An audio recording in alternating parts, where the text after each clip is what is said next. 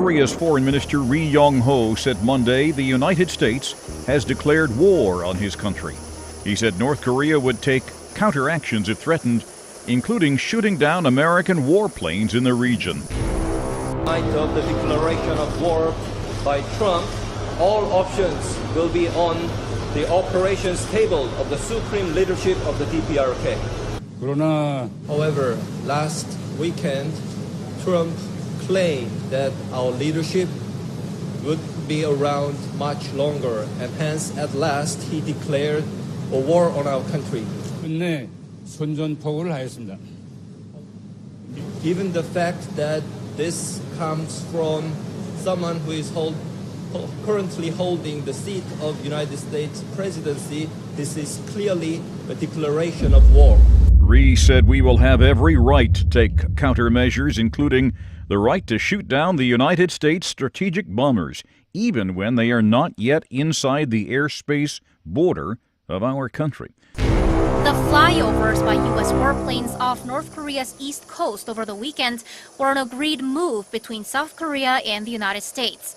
2 B-1B Lancer bombers from Andersen Air Force Base in Guam and 6 F-15C air superiority fighter jets from Okinawa's Kadena Air Base flew in international airspace off North Korea's east coast for approximately 3 hours from Saturday night until early Sunday morning. That was the farthest north of the demilitarized zone any U.S. fighter or bomber jet has flown in the 21st century. As South Korean President Moon Jae-in abruptly opened the National Security Council meeting on Sunday, many had speculated the U.S. hadn't notified South Korea of the flyovers beforehand. But Seoul's presidential office says the flyovers were reported in real time to President Moon Jae-in, who was then in New York for the UN General Assembly. Reacting to the recent demonstration, China's English state media The Global Times reported that China won't allow any provocation to regional security. The agency reported that the possibility of Washington taking extreme measures against Pyongyang is rising and that China has to be ready for a possible war.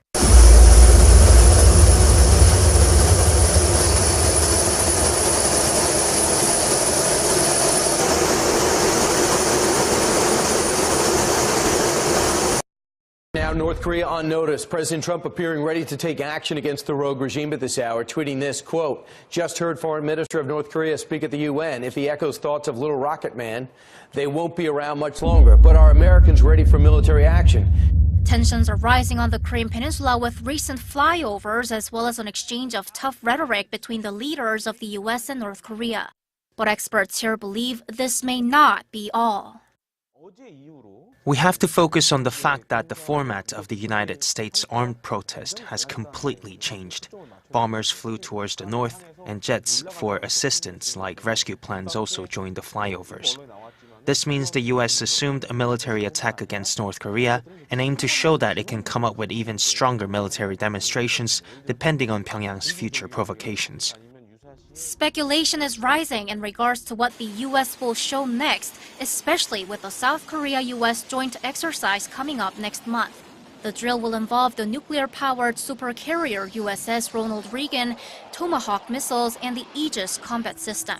And so, yeah, it's edgy and it's a bit scary, but this has to be done. At least in some way, he has to be put in his place. Right. And right now, if you ask the American people about this, because he does have nuclear weapons, they were asked, and they said 58% favor using diplomatic efforts first, 35% are opposed to doing it. We're at the point now, though, Terry, is whoever was the 45th president would be dealing the same way. But some in the State Department are worried about the bellicose tone of the president. On Monday, the White House press secretary Sarah Sanders said, "We've not declared war on North Korea." She said the suggestion is absurd. North Korea's foreign minister said that President Trump had declared war on North Korea and that it reserves the right to take countermeasures, including shooting down U.S. aircraft. Does the White House view President Trump's comments at the UN as a declaration of war? Not at all. We've not declared war on North Korea, and frankly, the suggestion of that is absurd. What is the White House's reaction to North Korea's threat to shoot down U.S. aircraft, even if it's not in their airspace?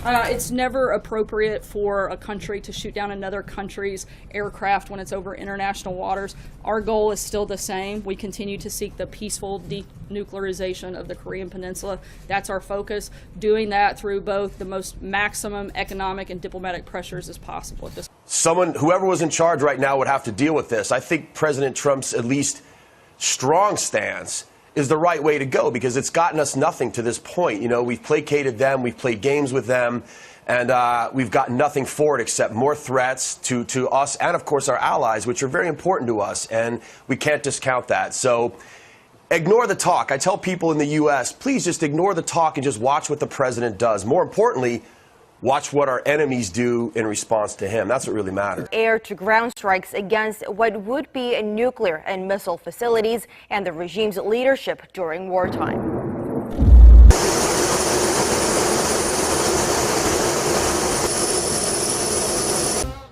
Tension between the United States and North Korea remained high Sunday as inflammatory rhetoric from both nations continues to be exchanged following harsh speeches last week in New York at the United Nations General Assembly.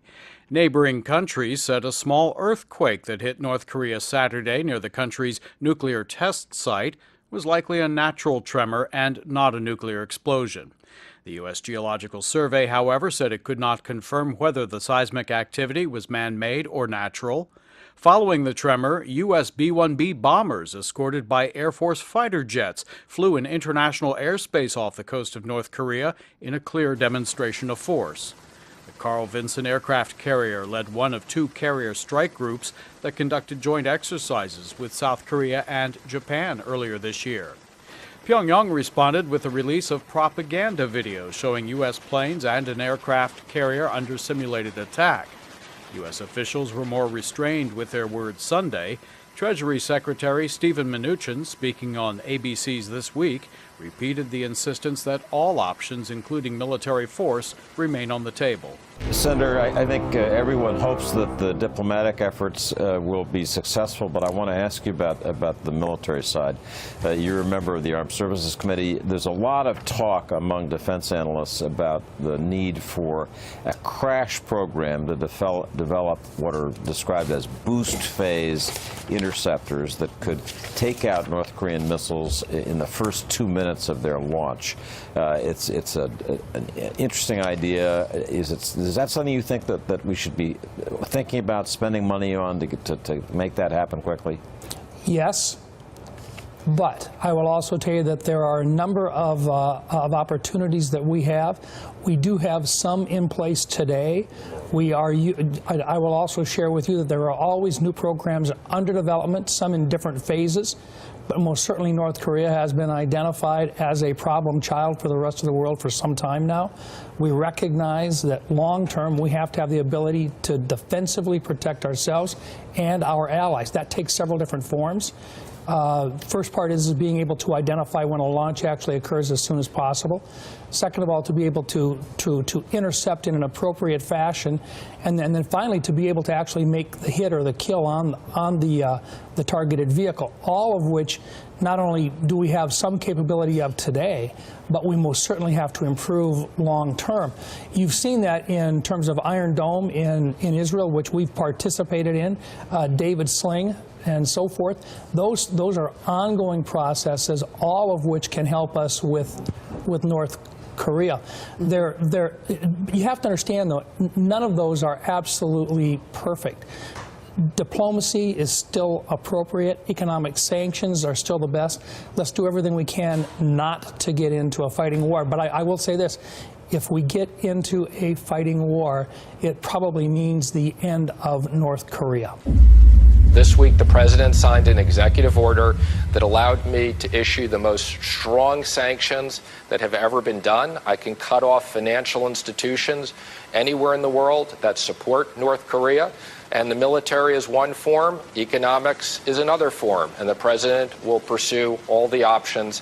I think it's unbelievable that the government in North Korea said this week that they may test a hydrogen bomb above the Pacific Ocean. That's something that everyone in the world should be completely put off on and unify against. Mnuchin said while the United States has many options in dealing with North Korea's nuclear and missile programs, he downplayed the likelihood of nuclear war. Mnuchin stressed U.S. actions are in response to North Korean provocations and not about a personal spat between North Korean leader Kim Jong-un and President Donald Trump. This is not about personalities. This is not personal. This is about someone who's testing nuclear weapons, a hydrogen bomb that was dramatically bigger than any bomb that's been used. This is about sending ballistic missiles across Japan's airspace. These things are not going to be continued to be allowed. Still, some leading Republicans voiced hope President Trump will tone down his comments, including Kentucky Senator Rand Paul speaking on NBC's Meet the Press. Yeah, I think there is a problem, and if I were going to be sending messages to North Korea, I would say this. We don't plan on invading, we don't plan on regime change, we don't plan on occupying North Korea, and we don't plan on being the one to have an offensive military strike for any reason other than the defense of South Korea ourselves. I would also say there is no good military option for us, but also for them, and they need to realize that in no uncertain terms that there is no option for them to use military weapons because the results would be catastrophic for them, but also the results would be catastrophic for everybody on the Korean Peninsula. So I hope we can ratchet down the rhetoric. During a 4-day visit to the United Nations General Assembly last week, Trump said the United States would totally destroy North Korea if forced to defend itself or its allies. In response, North Korean Foreign Minister Ri Yong-ho said leader Kim Jong-un is considering testing a hydrogen bomb over the Pacific Ocean.